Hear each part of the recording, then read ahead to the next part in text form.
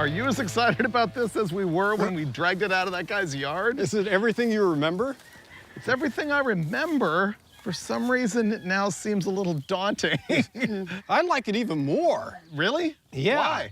I don't know, just look at it. It's really, really pretty neat. Yeah, you know what I figured out since we bought this thing? I've been looking at these. Yeah. The 1960 and 61 nose is way better than 62. Oh, Completely. that's a given. You know, this was designed back when it was still like the dawn of the jet age. And this is designed like the mouth of a jet engine to match the rocket booster taillights. I know, it's like an F-104. It actually is. Except it doesn't kill you. It might. You don't know that. That's true. Look at it's this. unproven. That's a really valid point. So. Well, my plan here is I just want to put bare minimum effort into seeing if we can make it run and drive, and then decide if we love it or not, and then decide if we're going to flip it or build it. Let me get my truck. We'll drag it out of here. Okay. That means you get to sit and steer. All right. I'll wait till the last minute before I hop in. There's a lot of poo in there. Oh, nice headliner. So, this 1960 Falcon Ranchero was a completely unknown quantity. What happened was Freiburger got a message from his buddy Sam saying, this thing's for sale. We looked at one photograph of the car and we had to go check it out. The guy who owned it built this thing in the early 70s just as a street machine, but I was asking him how long has it been sitting here, and he couldn't really nail it down, but I'm getting the impression, let's say 1978. That's how long this has been sitting there, 78 to 2022. And so we got our hands on it. It's our job to drag it out of here, and that's gonna be a big job. This is not your stock Falcon Ranchero. As a matter of fact, it runs a small block Chevy power plant with a Chevy Muncie transmission. It has a Ford rear end in it. It's an 8-inch, which I don't think ever came in these cars. Up front, it has a swapped-in straight axle, like, let's say, a gasser. That's pretty different. It gives it kind of a drag racing vibe. It also has fender well headers, which are kind of neat. The rear wheel wells on these Rancheros, originally from the factory, they were super tight and skirted. They've been opened up and radiused, and whoever did it, they knew how to do metalwork because it looks just beautiful. So that just about covers most of the outside. Inside, it's almost one of the best features because it's a complete diamond tuck custom interior. Now that was really, really old school. The theme goes throughout, so I really dig that. I think this could be a super neat car. What we're gonna do now is just try to make it run and drive.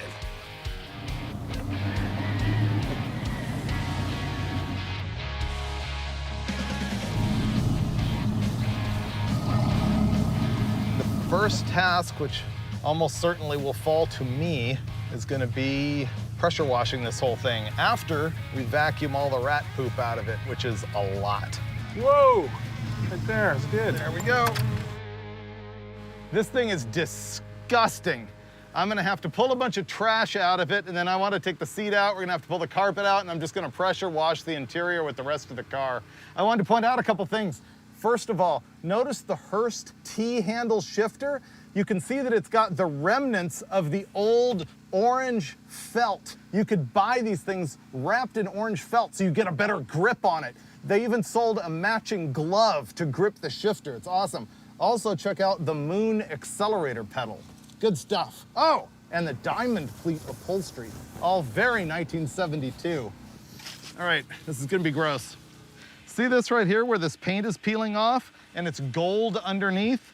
This car is from the era where virtually all the manufacturers took their cheapo lines of vehicles and painted the interior gold, like regardless of the outside color. And our guy went through and painted everything black when he redid the interior. But that's what that is right there. Wow! Not only are there like record levels of rat poo, but there's also snail shells stacked up back here. The guy was not snacking on escargot, dude. There's snails. Yeah. That is disgusting. Ah! I have never seen that before. All right, moving to vacuum. Oh, yuck.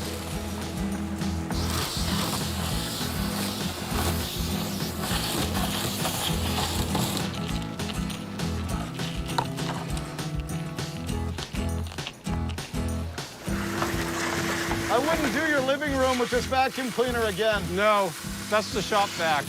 See all of this in the bed? It's 100% rat poop. We're about to pressure wash this thing and reactivate the hantavirus.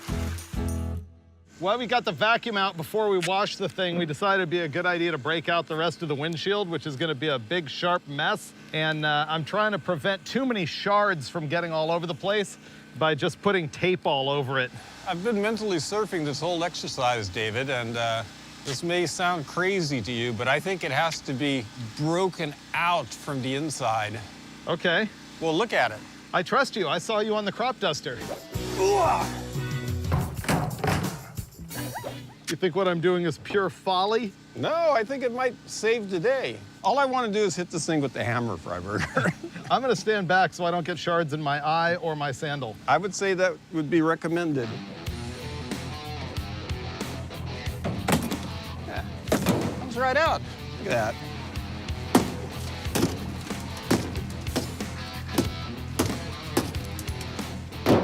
Oh, don't dent the roof. Sorry.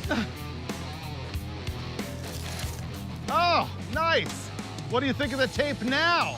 I think it was brilliant, Freiburger.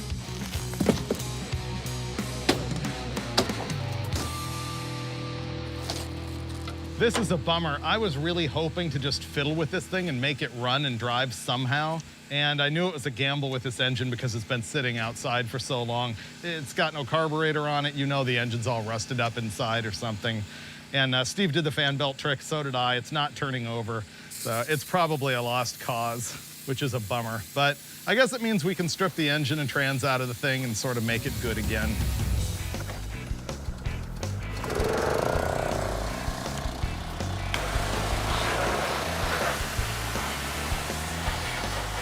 Okay, I got the engine all cleaned off. I got the interior, I hope, desconged. I might want to disinfect it. The thing about pressure washers and oxidized paint like this is I hate putting in what I call pressure washer stripes. If you hold the nozzle too close to the paint, it will leave clean spots and stripe the whole car like a zebra. I hate that. So I'm gonna rinse it real quick. If I can find Steve and talk him into helping me, we're gonna hand wash the Ranchero.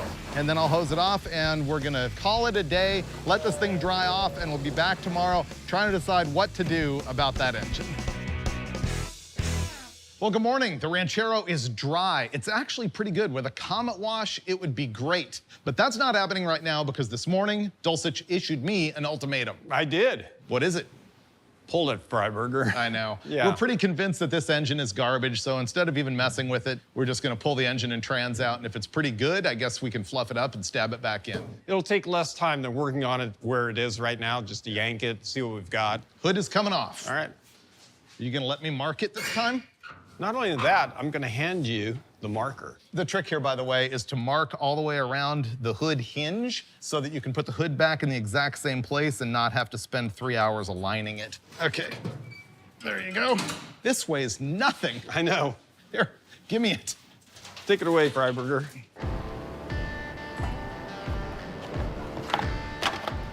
This is a cast iron distributor. It is? Yes. Oh, wow. Delco Remy. Man, that's a premium unit, actually. It is. Look at that thing.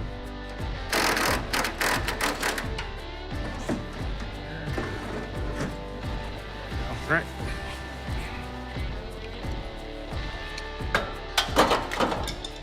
You want to try some more lubricant? I need the lubricant. You know, I'm getting the impression he plopped this engine in and it never ran. I'm starting to think that because... It's almost seeming like that to me. Yeah. Yeah. All right, I'm gonna start pulling headers. Okay, Steve. Yes. I can assure you Uh-huh. that this engine has not run in this car. This is absolutely unused. I think the guy told us that he had a 327 in this and something went wrong with it, and he got a 307, which is what this is supposed to be, and installed it. And the condition of that header gasket with no burning on it tells me that this has never run. I don't understand how anybody could start a project like this and then just walk away from it. It makes no sense to me. I know. Yeah, I'm baffled at the whole concept. It's just against my core, dude. No, yeah. It would never happen to a couple of guys like you and I. No.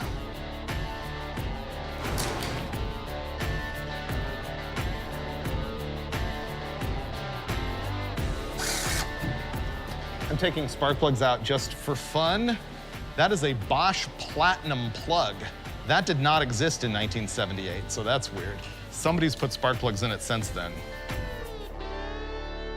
Here we go.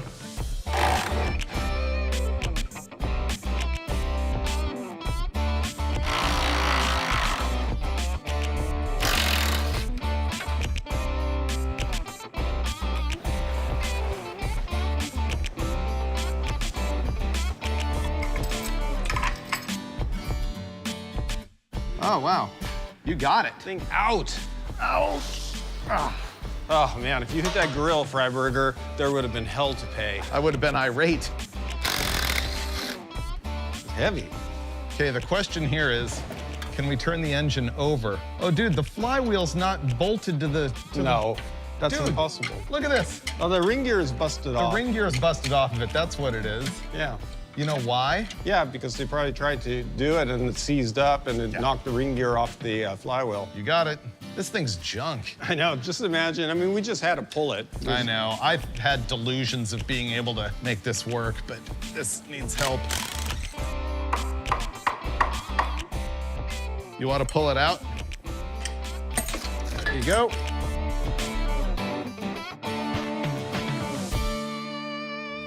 Our clutch parts finally came in, so step one's going to be installing the pilot bushing.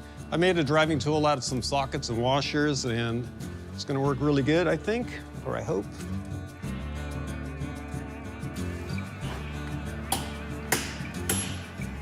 Ow.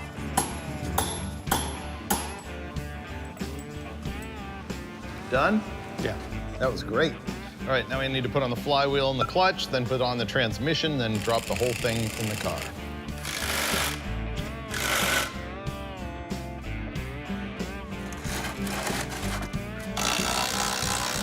Yep, there you go. Think that's good enough? Sure, bring her in. Stop. Yeah, okay, here's where we reach a problem. All right, the problem that we're having here is the engine needs more angle, so Steve's gonna stand on it while I let it down. You might have to push in right away. Okay, in? Yeah. Here we go. You riding them, cowboy? You bet. You just drop it right there. I am. Okay, I pushed you in. Here you come down. What could go wrong here? Okay, Steve, I'm gonna push in. Push in. And drop down. You getting that shifter under the firewall? I'm doing my best. Oh, yeah, you are. Oh, yeah. That was a lot like Gandhi dancing. Do you know what Gandhi dancing is, Dulcich? I just demonstrated it. That's right. All right, we're on our way, finally. Let's see if this thing has any huevos rancheros. Okay.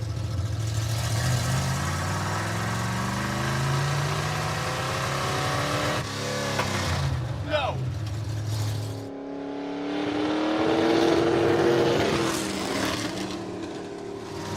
I want to know if the suspension is going to kill us before we start, like, hooning around. I must have been in third gear. Yeah, you must have been. That was weird. That's third. The 1-2 shift rods are reversed. Oh, is that what it is? Yeah. So first is down and second is up? Yeah. The lever needs to be flipped over. Yeah, so definitely don't bang shift it back into first. They're both reversed. Are they? Yeah. We put them on upside down. We never took them off. We didn't?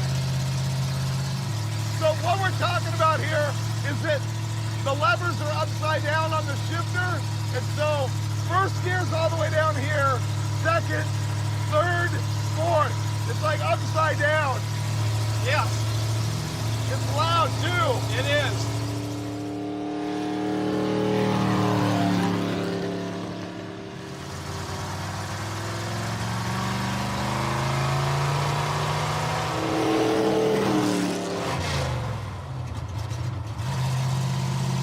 It doesn't run awesome, does it? No, it doesn't have that much get up and go. No. Well, this thing's only going to want to run at high RPM. It's Yeah. a big cam for a little motor.